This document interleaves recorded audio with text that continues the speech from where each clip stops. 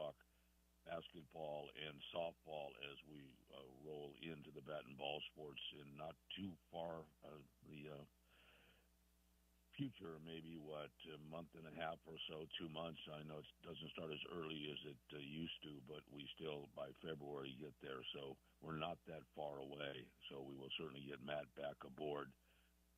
Get to Jackson in just a moment, but before we get there, and it should be more football today with Jackson. A lot of the emails that came in yesterday I didn't get to. And then on Thursday I will talk with Jackson about Fresno State and Arkansas. And I do want to mention one more time up front about that game on Saturday. The way it stands right now, that game is on the SEC network, the basketball game between the Bulldogs and the Razorbacks. Again, it is not in Fayetteville. It is in Little Rock. And it's on the SEC network, but also the import of that particular day for the SEC is their conference championship game, which, of course, has huge implications for the college football playoff. And because of it right now, they do not have that game scheduled for the regular SEC network, if that's something you have from DirecTV, for instance, or Sling or what have you. It is on SEC Plus, and that can get a little tricky. So it could be that you're going to have a problem depending upon what service you have in watching Fresno State and Arkansas on Saturday.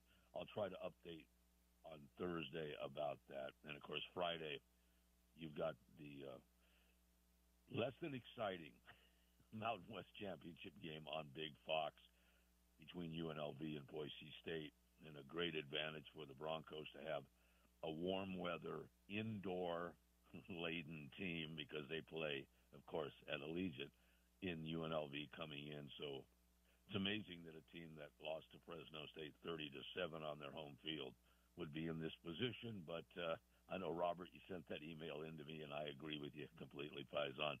I'll go over that a little bit with Jackson. I also want to mention that I will not be on Friday. I've got to mess with this hip and lower back again, so I'll be with you through Thursday, off on Friday, and then back to normal next week. All that having been said, before we bring Jackson up on and get to our other leads, air, plumbing, heating, and roofing. Again, 825-5337. Tell you every day, 825-LEES or leesair.com on the web for more information. Been in the Central Valley since 1981. Terrific local people. I've had them in to do work even during COVID. Very competitive pricing, very timely. Anything you need, give them a call or go to the web, and they'll be there in a big hurry. You see the avocado green and blue trucks all over the place. They allow me the time every day to bring you the weather, and right now the sun is peeking through a little bit, then it gets back behind the clouds. The low of 52, or the high of 52 today, the low of 38 overnight, then 54 tomorrow. 57 and partly cloudy on Thursday. No rain in the forecast right now. 56 and a real fog potential on Friday. There's fog potential every day. I'm up most of the night because of work, and it was one of those foggy, almost raining kind of mists all night long, and it cleared up a little bit. But we should get back, at least the forecast says, back to the 60s, but just barely over the weekend. 60 on Saturday, 61 Sunday, and 60 on Monday with the lows in the mid-40s. The fog is going to be ever-present, as it always is this time of year, so be very careful out there. Anyway, thanks, everybody at Lee's, for allowing us the time. Again, leesair.com, 825-5337, 825-LEES. They also sponsor the Lee's Air Hotline. That's how Jackson Moore will come up in just a moment, and how Phil not only brings up his guests, but also callers from the general public. That phone number, mark it down, 559-320-1430. All right, the other two reminders. One comes courtesy of the local operators of KFC in Fresno, Clovis, Selma, and Kerman. Every day we tell you that they are great benefactors to the entire sports populace across the valley. They also have the great specials going on right now at KFC. We've talked about the honey barbecue flavor back for a limited time. That's a throwback to the 90s. But they also have their regular specials going on, the $10 8-piece buckets or tenders on Tuesdays like today, the $5.99 country fried steak on Wednesday. They have right now the KFC chicken pot pie for $4.99. Great deals, and always they've got the 2, 3, 4-piece meals right there. So anything you need, stop by the local KFCs, pick up a bucket or two. That would be the local operators in Fresno, Clovis, Selma, and Kerman, and tell them thanks for supporting athletics throughout this great valley of ours. And then finally, our good friend Joe Cruz, Superior Pipe and Stainless Supply, been a benefactor at Fresno State for over 3 decades, celebrating the 25th anniversary of his fine business.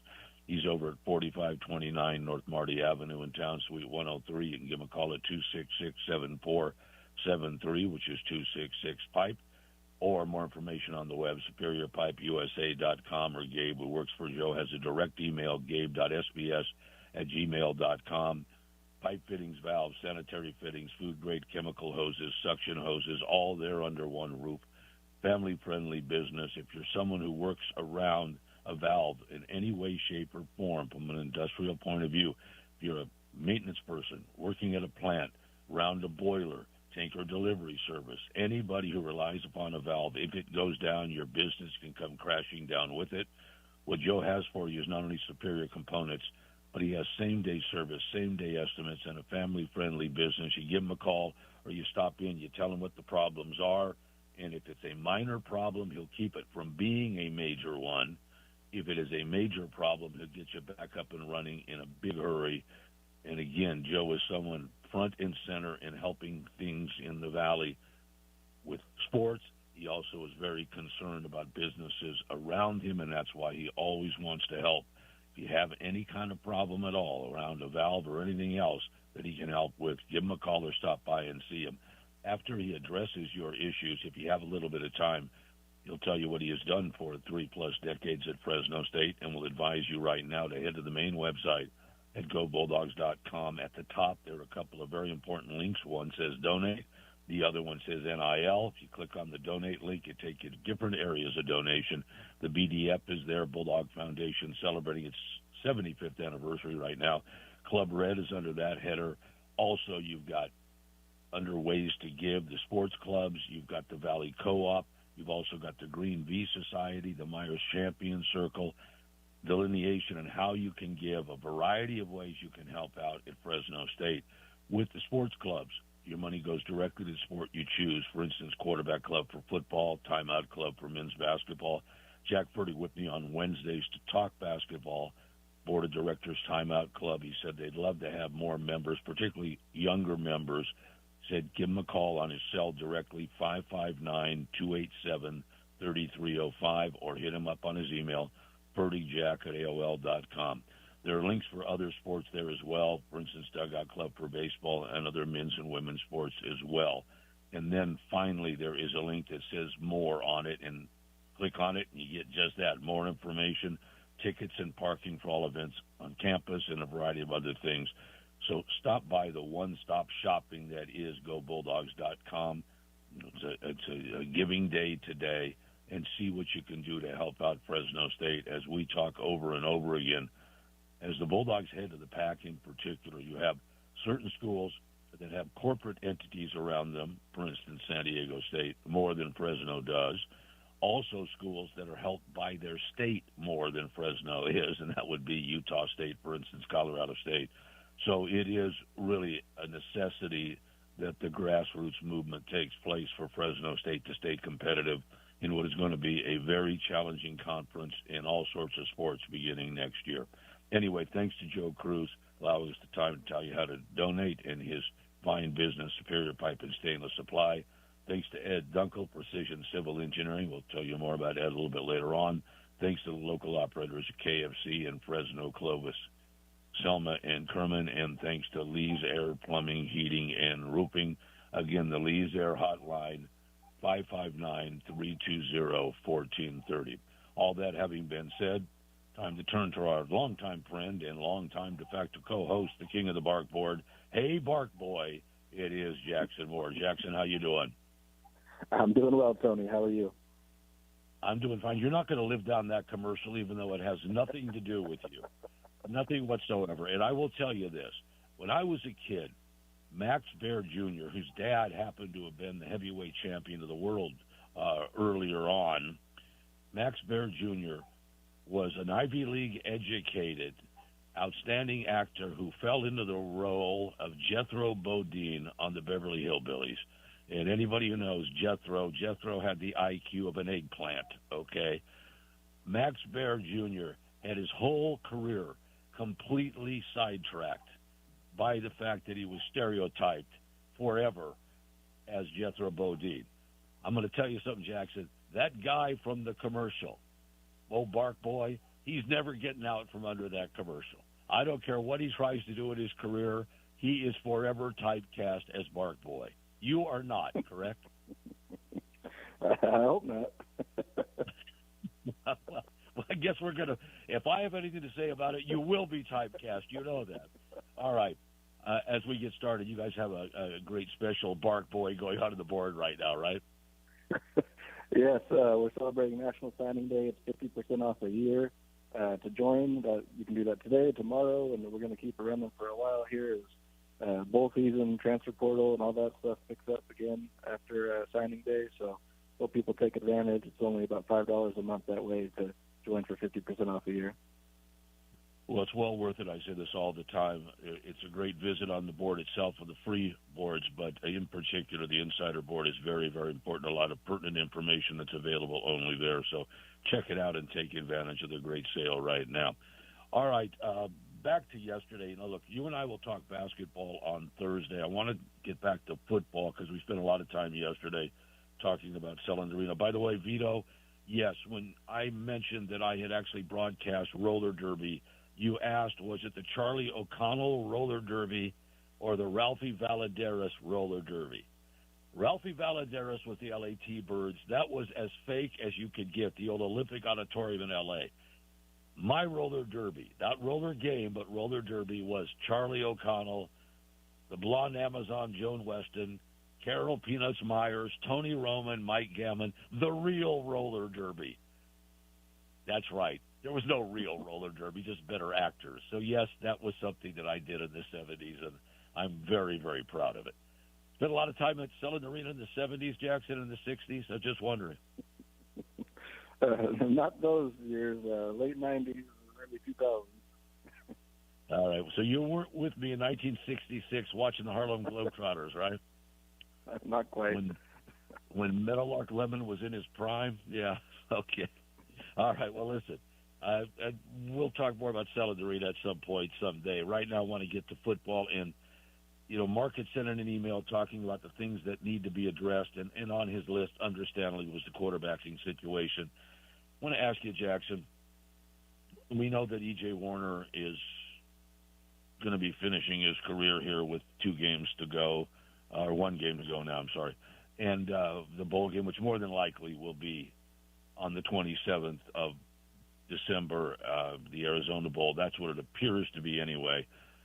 But I'm curious, do you think Conklin has a future here with Fresno State? We know that you have 2 local products, Mandel healing up and Rose finishing up high school, ready to go.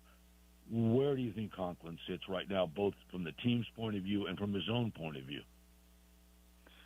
Yeah, it's a little bit of a weird predicament because I think based off of what he did in his first couple of starts, obviously there wasn't a lot of fast production, and I think that's ultimately what made them go back to Warner. And you kind of assume if they had plans of going with him or even considering going with him next year, that they would have started him against at least San Jose State and potentially the bowl game just to kind of get more of a resume and see if he would be the guy moving forward. And it's just a bit odd because he did put up pretty good numbers at Sacramento State, and it's just kind of hard to see exactly what the disconnect there is there. Obviously, it's a bit of a jump from Sac State to Fresno State, but still, it seemed like he had the tools to do more in the passing game than he did in his couple of starts. So I think for me, at least the assumption is, whether he stays or not, the Bulldogs are going to be looking for another option next year, whether it's one of these freshmen that are going to sign tomorrow or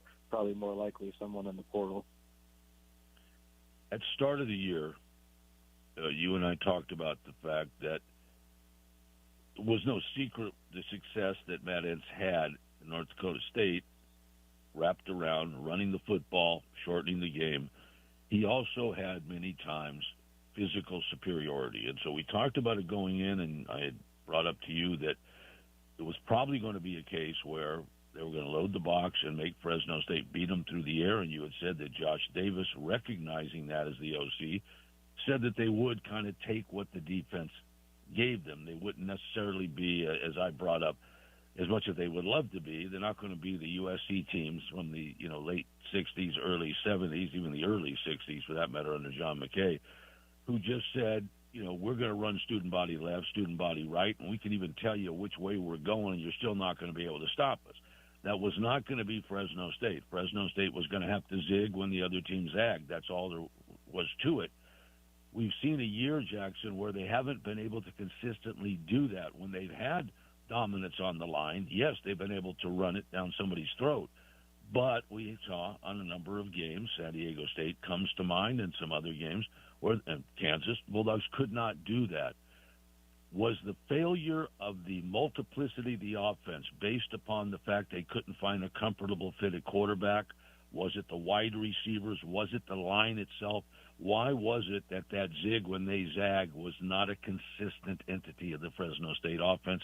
And is it something they're going to have to fix going into the hyper-competitive pack next year? Yeah, the way I look at it is I think they were trying to build this thing to where quarterback play wouldn't necessarily dictate many wins or losses. And I think, especially in the cases of Kansas and Colorado State and maybe even to a degree San Diego State, just because the game felt a lot more lopsided than it actually was. It just felt like the complementary football that they achieved in wins just wasn't there. As good as the defense played for most of the year, the offense was put in situations where they were playing from behind, and they also committed turnovers that added to that. Those are games where maybe if a team could have started stronger or been more competitive in the trenches, that it could have been a game that was a little more back and forth, and the quarterback and the offense wouldn't have been as glaring of an issue. I think what you hope for, though, is that you can be that team and also have a quarterback in your lineup that's good enough to make a difference if you really need it. And I don't think the Bulldogs were quite in that case this year, other than maybe E.J. Warner's last drive against Oregon State. That was a big one. But otherwise, it felt like games were more or less dictated by the running game and the defense. So I think that'll be hopefully a goal here for the team this offseason, is to acquire someone that can be a difference maker, and kind of hope you're so good at the other facets of the game that you don't need that difference to be made. Well, it was exemplified in the Utah State game because Barnes just decided in the fourth quarter that said he was going to play schoolyard football, right? Draw it up in the sand. I mean, basically said, I don't care what you want to do. I'm just going to take it and run it until you stop me. I mean, the sheer force of his will won that game. He's not a great thrower, but he is, like I said, a lowercase version of Josh Allen, particularly when Josh Allen first arrived in Wyoming, which is he's just going to try to beat you any way he possibly can. If Fresno State would have had Barnes and Utah State would have had the Bulldog quarterbacks, what kind of game would we have seen, Jackson? Yeah, that was one game where you could just tell how different the quarterback situation was. And it was a weird one as well. You saw Warner play a great first half and a positive second half, and you just wondered what this team could look like if they had a Barnes at quarterback. And it's almost a little ironic because I think they weren't necessarily concerned about Joshua Wood leaving. I don't think they really wanted a mobile quarterback. They wanted someone that could execute that short passing game that Warner and Conklin maybe were even better at than Wood was. But you saw how effective that running quarterback was for Utah State and how run-heavy the Bulldogs had gotten late in the year, and wondered if it might just have been better off if they were going to be that lackluster of a passing attack to just have someone at quarterback that could run like Barnes. So I'm curious to see what way they go if they do approach the portal for a quarterback, if maybe they go for a runner, or if they try to find someone that's more along the lines of what they had this year, but better equipped.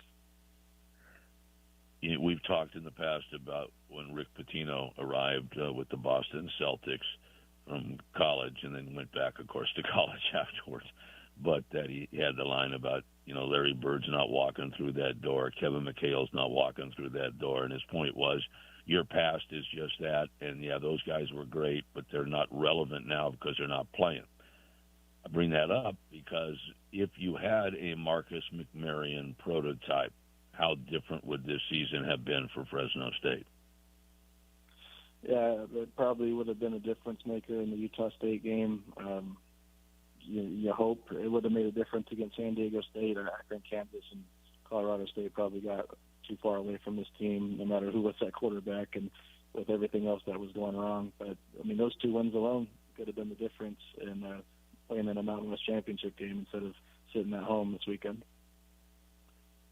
Along those lines, a lot of hand-wringing about the Utah State loss, and understandably so. You appeared, if you're Fresno State, to be in pretty good control of that game at halftime. You're on your home field. You still had a lot in front of you, and you get dominated in the fourth quarter, admittedly by basically one guy's effort, but you did have the game get away. And people have said, okay, well, took him out of the hunt. That's true. But, Jackson, as you and I had talked going into that game, realistically, if, as it played out, New Mexico and UNLV did not stub their toes, and they did not, because the Bulldogs hadn't played them, and because the way the computer rankings were already projected, Fresno State's goose was cooked whether they beat Utah State or not. Right now, I know it might have changed the final matchup because it might have altered Boise State a little bit. But as far as Fresno State alone, right now, if everything else played out the same, every other game finished the way it did, if Fresno State would have beaten Utah State, Fresno State would still have been odd man out because of that bad loss to Colorado State, correct? Yeah, there was a path for Fresno State to get there at 6-2, but it did not play out at all. Almost every game that we would have needed went the wrong way. Went the other way, yeah. Yeah, so you would have needed the compound of beating Utah State and Colorado State, which, especially looking at the way the Rams have played the last few weeks in the season, losing at Air Force, losing to Air Force at home, getting rolled by Boise State with their starting quarterback. They didn't put up much of a fight against UNLV or Wyoming. Just kind of rubbed some more salt in the wound there. That while the Bulldogs essentially had no chance as that game played out, it's still a head scratcher that they weren't able to find a way to win that one. And, of course, the Utah State game getting away. You get both of those wins, you're hosting the conference championship game on Friday, but you lose both and you're out entirely. And you lose one of them and you're probably out entirely. Well, the great frustration of the season, that Colorado State game, as bad as it was, and it did got out of hand early and then fell back out of hands late. There was a period of time, as we said, Jackson, in that third quarter where the Bulldogs were a couple of plays away from making it a one-possession game. They had their chances, but the minute they had the fake, the minute things didn't work out, they fell right back into the abyss. That was an inexcusable loss, and as you know well, when we got out of divisional play where you weren't necessarily going to have head-to-head to fall back on, bad losses hurt you more than good wins help you. And so when you stub your toe against a team like Colorado State, it is a catastrophic loss, and it really cost the Bulldogs their season, basically, as far as the conference goes. That having been said, again, we're talking about macro and micro, right? The micro is the season got away there now in retrospect. And by the way, as we had talked, it almost fell into place a couple of weeks ago, but you had the field goal miss in Vegas by Utah State that let the Rebels off the hook. You had Colorado State driving to take a lead late against New Mexico, and they threw an INT that went the other way. That week was almost everything right, but it didn't work out. Then last week it was, as you're referencing, everything wrong. That having been said, as the micro, there is a disappointment. The macro going in, if somebody would have told you this team was going to be where they are right now, 8-4, again in a fairly nondescript bowl, which I know I get a lot of emails about just that, but a chance to go 9-4. Would you say it is a solid first year under Matt Entz? How do you view it? Yeah, I would say so, especially in the context that so much of the team was lost from last year. The lineup, they had to put together quite a bit between the portal and the junior college ranks and pulling up some Bulldogs that were second-teamers last year into the starting lineup. And you look at this All-Mountain West team that came out today, and there's only one Bulldog on the first team, and there's only two on the second team, and 3 total picks is ninth in the conference. So there wasn't a lot of top-end talent on this particular team, but they were still able to grind things out and get wins. I think that's impressive. It was hard to exactly pinpoint what the expectations were going to be coming into this year. And I think for me, when I look at it, I saw a home schedule that there was potential to sweep or get 5 wins, and the Bulldogs got 4 at home, so that's a little frustrating. But I also looked at a road schedule where I didn't think there was maybe even one guaranteed win. Every single road game was going to be tough. The San Jose State obviously proved to be not as difficult as we thought, and that Oregon State game was still difficult, even though they ended up with a horrid record at the end of the year. But for them to go 4-2 on the road, it is pretty impressive, even with the Colorado State loss sprinkled in there. The Hawaii win on the road was big in the fashion they did it, and the Boise State win is still unbelievable. The fact that they were such heavy underdogs, even with the Broncos quarterback going down, really dominating that game, was just bizarre after so many years of tough times on that blue turf in the past. So you see a team, I think, that probably exceeded some of the expectations as far as total wins, but also left some meat on the bone. It could have been an even specialer season if they could have pulled off 1 or 2 more games. We talk about it in every sport, as you know. It's not so much who you play, but rather when you play them, particularly in conference. And we always talk in the NBA that if you play the bottom dwellers at the start of the year, they don't know they're bad yet, okay? And they can beat you.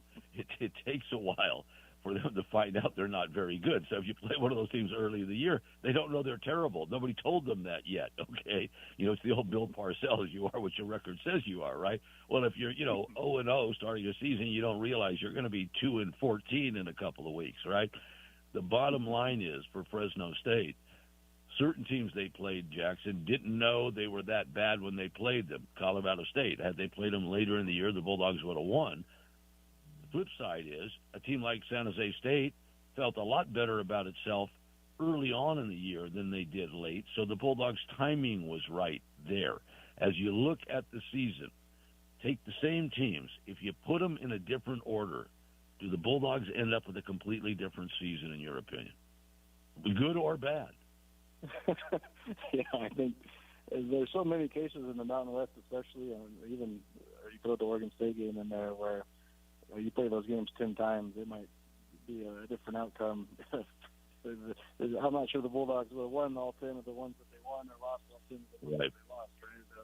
So you throw them in a different order, and I could go for a lot of the Mountain West. It's just wild to see so many 6-2 teams and 5-3 teams. The season could have shook out vastly differently if you flipped everyone's schedules from backwards to front.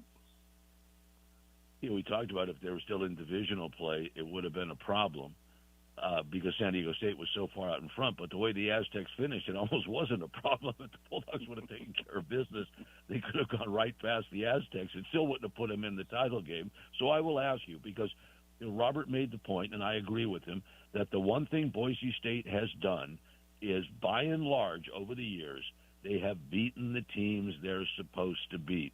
It is very rare that they are upset with one of those head-scratcher games, which unfortunately, and goodness knows I hear about this, appears to be the ongoing legacy of Fresno State, which is that one game usually that you just look at and say, what in the world is going on? At times it was the one game that kept the perfect season at arm's length. 1985 is an example of that. Certainly 2001, you could make the argument that the Boise State loss led to the Hawaii loss the next week.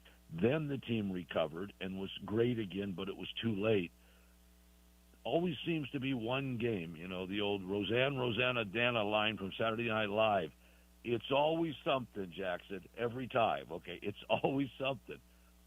Boise State, to their credit, I guess, if you want to give them credit, I would prefer not to, but I will grudgingly. They do usually take care of the teams they're supposed to beat. Is this an ongoing Fresno State problem that's never ending, or are we going to see the year where they finally don't have that game where we say, what the bleep is going on here? Yeah, I feel like the only season I've seen it happen was, 2018, 12-2, 2 losses were at least understandable on the road, along the road that time.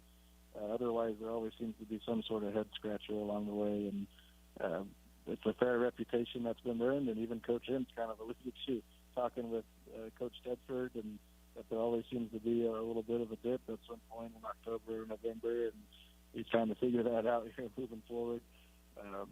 I think the system, much like San Diego State was able to successfully avoid a lot of upsets for many years, is what Fresno State's trying to do.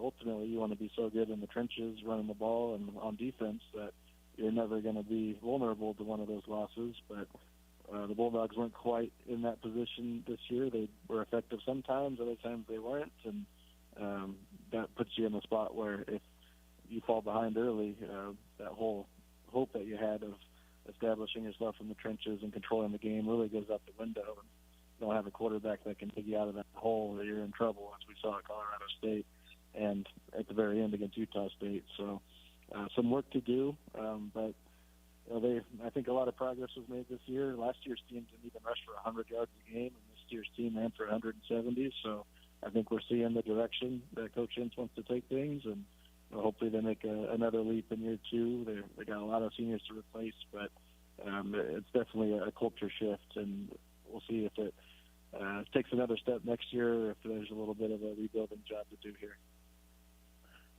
Just curious, when you look at college football as a whole, Jackson, do you say that for most schools, save for a very few, that the lament of the fan base is pretty consistent, that everybody feels as though there's a game or so that gets away every year? Are we being unfair to Fresno State, or is the historical pattern substantial enough that it is a legit criticism of the program overall over the years? I think it was a legit criticism, especially within the context of what was going on in the WAC and the Mountain West, where Boise State was so dominant, and they had so many years they didn't slip up anywhere. And it seemed like, the year here or there that they would slip up or not win a championship, that someone else would have that big year. It would be Hawaii or Nevada or someone was getting the glory, and it always felt like Fresno State was just a little bit short. But you look at the landscape now, and there are no group of 5 teams that are rolling, that are undefeated right now, that are, just ready to hit the college football playoffs. Even in this new setup where it's possible now, you've just got a lot of parity in these conferences. The American Conference had 3 teams that ended up in 7-1. Tulane, I guess, is the front runner to be in the playoff, and they've got 2 losses on the season. So, James Madison has been in that discussion a bit, and they haven't been perfect either. So it's a lot more difficult, and it also muddies the water. Even if you are a Mountain West champion with 1, 2, or 3 losses, perhaps it doesn't mean you're a front runner to be in the playoff. And hopefully the Pac-12 can get to a place where that they will be that team as they align here next year. How important is it going to be to add teams of substance beyond 8? What I mean is there's nothing wrong with the 8 that are coming aboard, but we have said that it was, if you want to use the terminology of the big dance in college basketball, survive and advance, right? Okay. Pac survived by getting 8 teams. They need to advance now. They need more schools. How important will acquisition be in the next several years to make this, if not a P4, because I think that designation, as we've talked, is going to be antiquated as the SEC and the Big Ten pull away, but also, as we've said, you may very well have a tier, many tiers that have to do, many tiers. You can take that literally, Jackson, T-I-E-R or T-E-A-R, a tier or tier, whatever you want.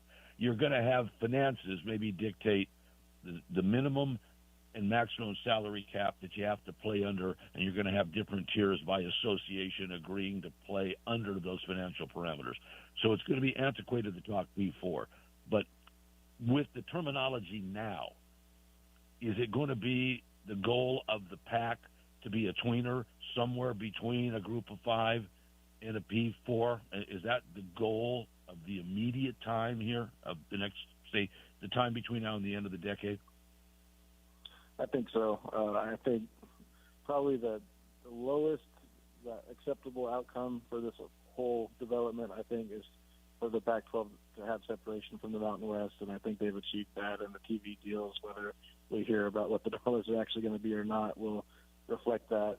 But I think the best possible scenario was to really have a group of 6 or close to Power 4 conference that was head and shoulders above the rest of the group of 5, and I'm not certain that they're there yet.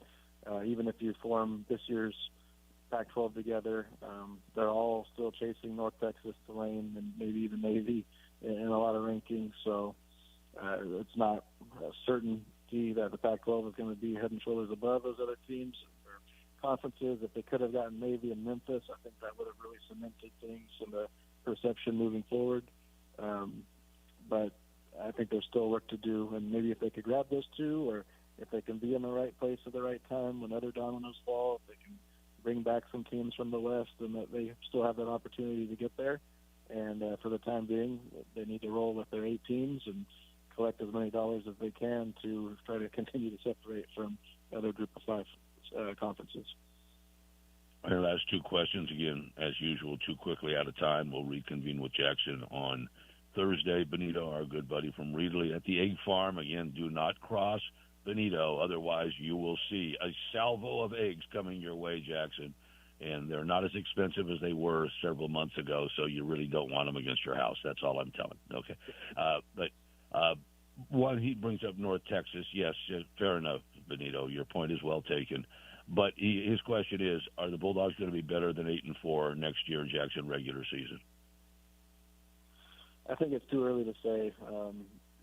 There's a 27-member senior class that's leaving. There's a lot to replace. It's going to be a young team. Coach Ince has alluded to the fact that there's a lot of seniors and there's a lot of underclassmen. There's not a big group in between. So I think next year's success really boils down to how the Bulldogs perform in the portal, especially if they can get a quarterback and fill some key holes, if they can reload on the O-line instead of trying to depend on some guys that maybe don't have as much experience. That would certainly improve the outlook for the season. I think this class that's signing tomorrow is going to help set the Bulldogs up. The current freshmen, the incoming freshmen, this group that they've inherited and collected is very promising for 27, 28, 29. But to be good in 26, I think it's really going to come down to the portal, and we just don't know exactly what that looks like at this point. I know Matt Ince has said he wants to be a developmental program. Is it realistic, Jackson, to be a developmental program in this day and age? Can you do it?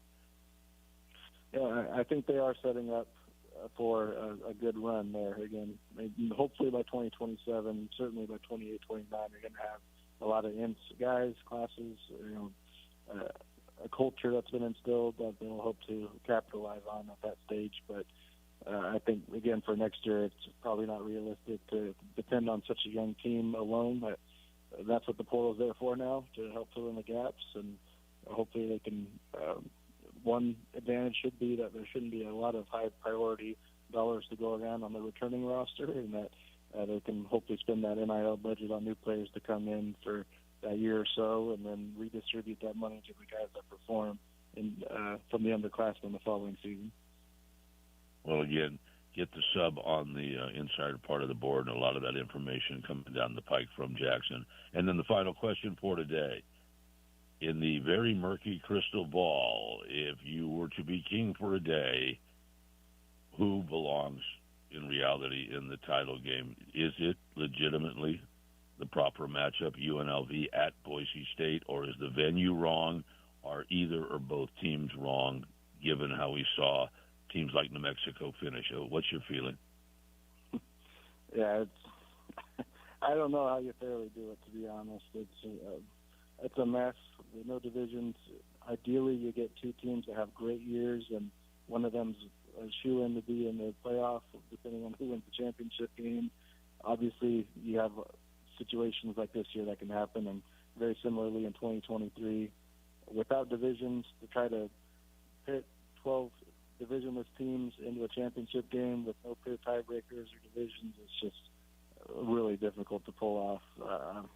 I don't know how you do it. It's almost, with the conferences being so big, you wonder if they need a 14 playoff to figure this out, which would really be the only fair way, I think, to do it here in the conference this year. Right, then you have the limitation of the number of games. Maybe in lieu of a bowl game, you just play one another.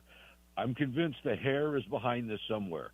The hair is back there, even though he's not the commissioner anymore. The hair messed this up, okay? You know what I'm saying?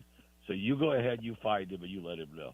All right, Jackson, listen, I appreciate it, and thanks for being a good sport, as if you have a choice. I guess you do. You can hang up on me, and I wouldn't blame you. I hope people do take you up on the special deal on the board. I'll talk to you Thursday, my friend. Take care. All right, you too, Johnny. Thank you. All right. By the way, I'm talking about Craig Thompson, if you're curious about who the hair is. I think most people know. Say what you will about him. The man has a great head of hair. That also hacks me off. All right, we'll take a break. Enough Festivus for the rest of us. Again, the airing of grievances today. We're back to tell you about the schedule as the Bulldog Hour continues on this Tuesday on Central Valley Sports Leader, 1430 ESPN. This time of year seems to bring out the best in all of us. We all remember to be a little kinder, a bit more joyful, and a lot more appreciative. At Thiessen-Duker Modern Wealth Management, we're no different. We'd like to put the busy day on pause for a moment and share with you two very important words. Thank you. Because of you, we get to do what we love to do. We get to meet and become friends with wonderful clients and their families. We get to help them make financial decisions to help them pursue their personal goals. And we get to invest in our community to make a positive impact right here where we live. Because of you, we get to live out our mission to make every life we touch better. So we're not asking you to call now, and there are no operators standing by. There are just two words we'd like you to hear. From all of us at Thiessen-Duker, thank you. The advisors of Thiessen-Duker Modern Wealth Management are registered representatives with and securities offered through LPL Financial, member FINRA SIPC.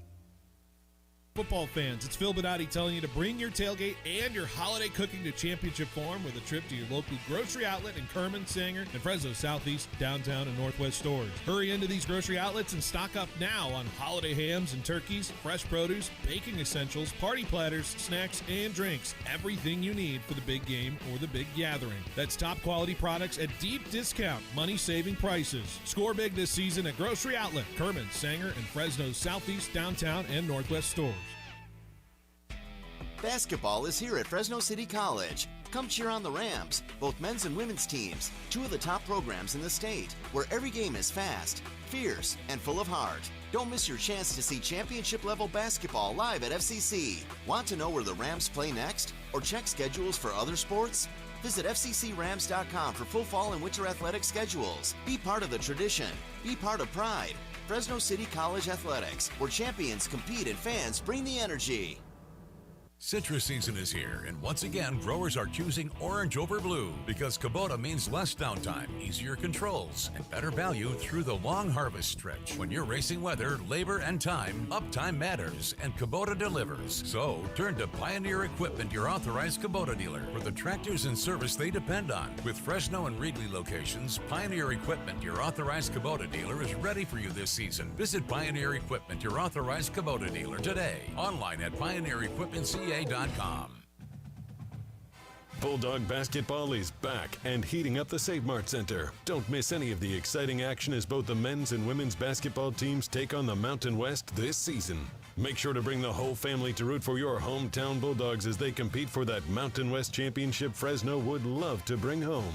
Tickets start as low as $5 for select games. Grab them at GoBulldogs.com today, and we'll see you at the biggest party in the Valley. Go Dogs! Buddy, welcome back. 2:51, about 5 minutes ago, the show handed off to Phillies outstanding show behind the bench the full 3 hours today. They're normally 3 to 6 with behind the bench on certain days. Play-by-play will move that around, including Thursdays where Bill is at Fashion Furniture with our good friend Ron Abedikian. They have great special extended Black Friday specials going on right now at Fashion Furniture El Paso across from River Park. Phil is there on Thursday, the Great Conversation of Phil's show. The good eats around when Phil is there, and, of course, the best furniture you're going to find anywhere, nothing like it in all of California. Stop by and see him or give him a call on the Lee's Air Hotline, which is 559-320-1430. Tell you all about the entirety of the schedule right now, courtesy of Ed Dunkel and his great business, Precision Civil Engineering, planning, land surveying, civil engineering, landscape architecture, construction management. It's all there under one roof, 449-4500 or precisioneng.net for more information. And again, as a benefactor, Miles College of Engineering at Fresno State, Ed has done great work for many decades. The goal to unify athletics and academics to provide more funding resources to students. It's worked beautifully. A lot of those graduates from the Lyles College of Engineering go to work for Ed at Precision Civil Engineering. As far as schedule goes, no play-by-play tonight. We have a Wednesday lineup and a Thursday start. A Wednesday lineup that includes, by the way, the Sunbird Sports Show that Paul Metters has on our sister station, The Deuce 790. That is from 6 to 7 o'clock. And Paul also has his fine and long-running show on Saturday mornings from First Ring Sports, 10 a.m. to noon, then Central Valley Sports Report. We are with you at 2 o'clock each and every weekday. You can reach me, TDAD1 at att.net. First names are fine. The station, 1430 ESPNFresno.com for more information. Live links and podcasts are there. Get the app. Makes it a lot easier to listen. And, of course, the live link is back up and running. If you're listening right now, online, you're aware of that. Podcast will be there at the show a little bit later on. That's the case each and every day. So I want to mention the Lakers coming up, the Sharks coming up, and the aforementioned important start to the NFL Week 14 activity. They might not let me back. On Thursday. That'll be 5 o'clock after Phil has 2 hours from Fashion Furniture. It's almost an elimination game for both teams. We're headed to that point right now. You know, it's an 18-week season, 17 games in the bye week. And it's really down to the home stretch. 49ers have a late bye week, and that's a break for them. Everything has gone the 49ers' way by and large, with the schedule and the way things are set up. The league does this a lot. They try to take the teams that had a tough year and make it easier the next year, and take teams that have had great years and make it tougher the next year. The 49ers, like the Patriots, have been beneficiaries of this soft schedule, and we'll see what it means for the 49ers going forward. They have a couple of tough games remaining, but those are at home, so we'll see if they can make the playoffs. We have the Rams, who are trying to right the ship after that very strange loss in Carolina. In Arizona on Sunday. We'll have that one for you. The Raiders are hosting the red-hot Broncos on Sunday. And, of course, we have the Sunday night game and the Monday game. This Monday, it's Philly and Jim Harbaugh and the Chargers at SoFi. That is major wager Monday for us. That means me and Ed's Victory Grill, Cedar and Dakota, Granite Park, Carter and the gang are there. 5 o'clock, stop on in. Great big screen TV action and the terrific food, as always, at me and Ed's, and giveaways and a lot of fun. So stop by and see them. Major Wager Monday, right around 5 o'clock. Carter and everybody there. Me and Ed's Victory Grill, Cedar and Dakota, Granite Park. The other reminders here before we jump on out, I want to thank our other sponsors. That would be Joe Cruz, Superior Pipe Stainless Supply, Lee's Air Plumbing, Heating, and Roofing, and finally the operators at KFC, the local operators in Fresno, in Clovis, in Selma, in Kerman. Once again, they have great specials going on during this holiday season. The $10 Daniel, talk to me when you go through like 4 and 13. Or tenders. You can have the wings. Yeah, you also or you're one to talk. You guys don't worry about and tenders, either one. For $10. Also got on Wednesday $5.99 country fried steak, and they've got the chicken pot pie, which is terrific for $4.99 right now. So stop on the local operators at KFC in Fresno, Clovis, Selma, and Kermit. And also one more reminder about the critically important NFL. Everything you need to check that out. Go to the main website. website at gobulldogs.com. By the way, congratulations to all that are on the All Mountain West team. If you have a chance to go over it, you can find all that information at gobulldogs.com. Jamie Jackson Moore, thanks to Jorge. Phil is coming up. I'll see you guys tomorrow with Jack Furty, and then Jackson back with me on Thursday. And remind you again, I'm off on Friday to mess with this hip and lower back, but we'll be back as normal next week. And of course, the Bulldogs will be in not Fayetteville, but Little Rock on Saturday afternoon. I'll update that TV situation for you tomorrow. Thanks, everybody. Phil is coming up. This is KFIJ Fresno.